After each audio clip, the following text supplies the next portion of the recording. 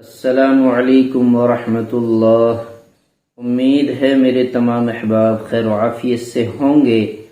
میرے عزیزوں، پیارے بھائیو، بزرگوں، دیکھیے، خواب کی تعبیریں سچی ہوتی ہیں، اور میں آج آپ کو بتلا رہا ہوں کہ خواب میں اگر کسی نے ابابیل کو دیکھا، ابابیل وہ پرندہ ہے کہ جب ابرہا بادشاہ نے اپنے لشکر کے ساتھ خانہ کعبہ پہ چڑھائی کی تھی تو اللہ تبارک و تعالی نے ابابیل، چھوٹا سا پرندہ ہے، اس کے ذریعے سے ان پر پتھر گروائے، اور وہ پتھر جس ہاتھی کے اوپر گرتا اس میں سے پار ہو جاتا، سوار سمیت۔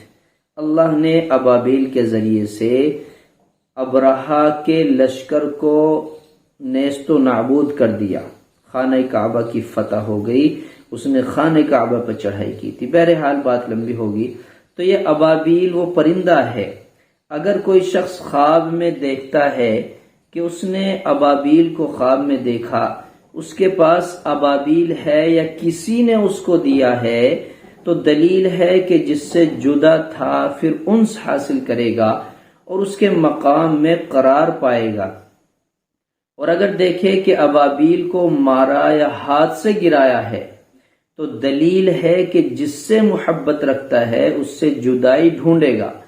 حضرت ابراہیم کرمانی رحمۃ اللہ علیہ نے فرمایا کہ ابابیل کا خواب میں دیکھنا مالدار اور باخورد شخص ہے، اور اگر ابابیل مادہ کو دیکھے تو عورت خرد مند تونگر ہے، اور اگر دیکھے کہ ابابیل اس سے اڑ گیا ہے تو دلیل ہے کہ مرد سے دولت جدا ہوگی، اور اگر دیکھے کہ ابابیل اس کے ہاتھ میں مر گیا ہے تو دلیل ہے کہ اس کا دوست مرے گا اور اندوہ اور غم دیکھے گا۔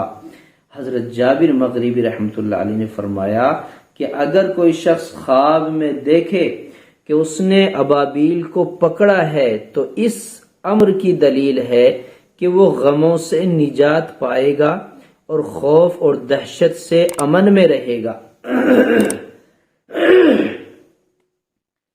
یہ ہے خواب میں ابابیل کو دیکھنے کا مطلب۔ اگر کسی شخص نے ان باتوں کے علاوہ جو میں نے آپ کے سامنے ذکر کی ہیں، ان کے علاوہ کچھ اور خواب میں دیکھا ابابیل کے ہی تعلق سے، تو اس کی تعبیر الگ ہو سکتی ہے۔